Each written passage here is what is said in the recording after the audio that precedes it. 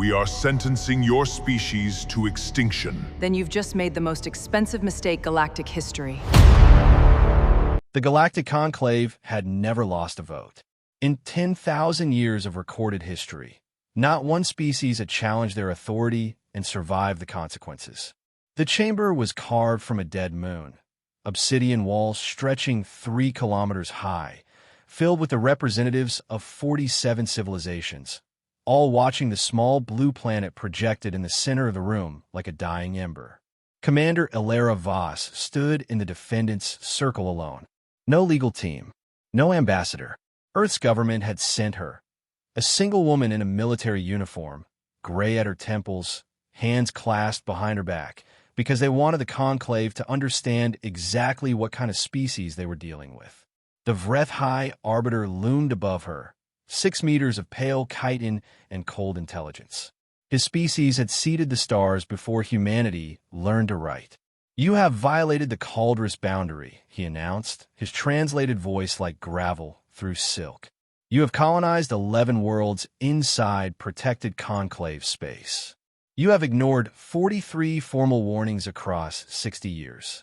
He paused, letting the silence press down on her. "Humanity is hereby banished to the Void Corridor, a region of space devoid of habitable worlds, resources, or contact. You will be forgotten." The chamber erupted in approval. 47 civilizations laughing, clicking, humming their satisfaction. Elara didn't move. She didn't flinch. She didn't beg. She looked up at the Arbiter with calm brown eyes and said nothing, because she already knew something none of them did. Humanity had been preparing for this moment for 30 years. The Void Corridor was exactly what they promised. Empty, cold, a region of space so barren that even light seemed reluctant to pass through it. The Conclave broadcast the exile across every frequency, every channel, every civilization tuned in to watch humanity vanish from relevance. 17 billion people packed on a colony ships and watched their home system disappear behind them. There was no protest, no rioting, no final broadcasts of grief. Just 17 billion people, moving in total silence into the dark, and somewhere in that silence, a plan unfolding like a blade. Commander Voss stood at the viewport of the flagship Endurance and watched the last star of known space fall behind them. Her second-in-command, Lieutenant Wren, stepped beside her. "They think we're finished," Wren said. "They think we were ever playing their game," Elara replied. What the Conclave didn't know, couldn't know, was that 60 years ago, when the first warning arrived, humanity had made a choice. Not to fight the Conclave directly, not to beg. Instead, they had quietly, systematically sent their greatest minds into the Void Corridor on unmanned probes and discovered what every other civilization had missed. The Void wasn't empty. It was waiting. Buried beneath the dark matter and the silence were 17 collapsed star systems, each one rich beyond calculation, each one hiding resources that the Conclave's ancient surveys had simply never bothered to find, because no species the Conclave had ever banished possessed the sensor technology to detect them. Humanity did. The tension in that convoy was not despair. It was the held breath before the strike. 17 billion people who had been told they were finished, moving together through the dark, carrying the largest coordinated construction fleet ever assembled. The Conclave had sentenced humanity to nothing. Humanity had looked at nothing and seen everything. 20 years passed. The Conclave forgot about them, the way you forget about a fire you're sure you've extinguished. Then the signal came. It arrived on every Conclave frequency simultaneously, broadcasting from 42 locations at once.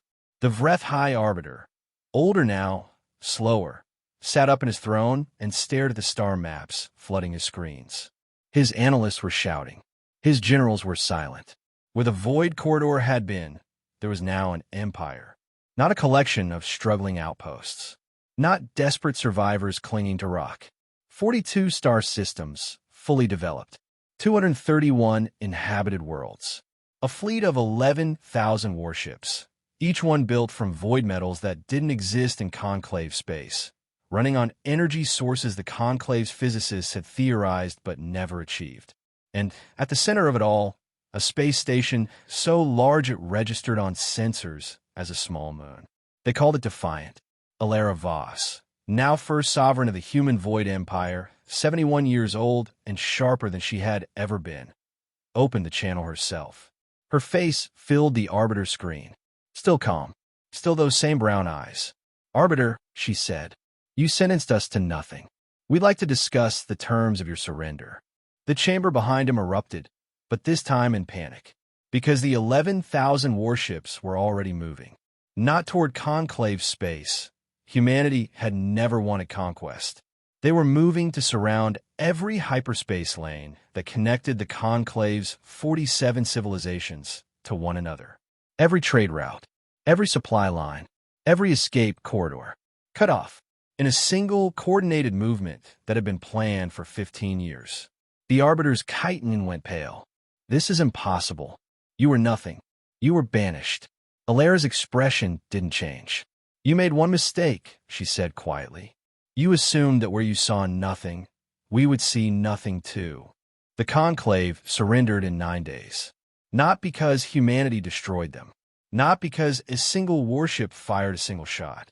They surrendered because they ran the numbers, looked at the fleet, looked at the star maps, and understood, with the particular icy clarity that comes only to the truly defeated, that they had already lost before the war began. The peace terms were generous. Alara had never wanted blood. She wanted recognition. Every civilization in the Conclave would formally acknowledge the human void empire as a sovereign and equal power. The 47 species who had laughed in that obsidian chamber would each send a representative to stand in Defiant Station and speak the words aloud. They did. One by one they came. Some in shame. Some in barely concealed fury. Some, the younger ones, the smaller ones who had always resented the Conclave's dominance, with something that looked almost like admiration. The last to speak was the Vreth Arbiter himself. He stood before Alara in the Great Hall of Defiant, surrounded by the flags of 42 human star systems, and he said the words. His voice was steady. She gave him that. When he finished, she nodded once. "You're free to go," she said. He paused. "Why didn't you destroy us?" "You could have." Alara looked at him for a long moment, at this ancient, powerful being who had banished her people to the dark and expected them to disappear. "Because we didn't need to," she said. "Survival was enough.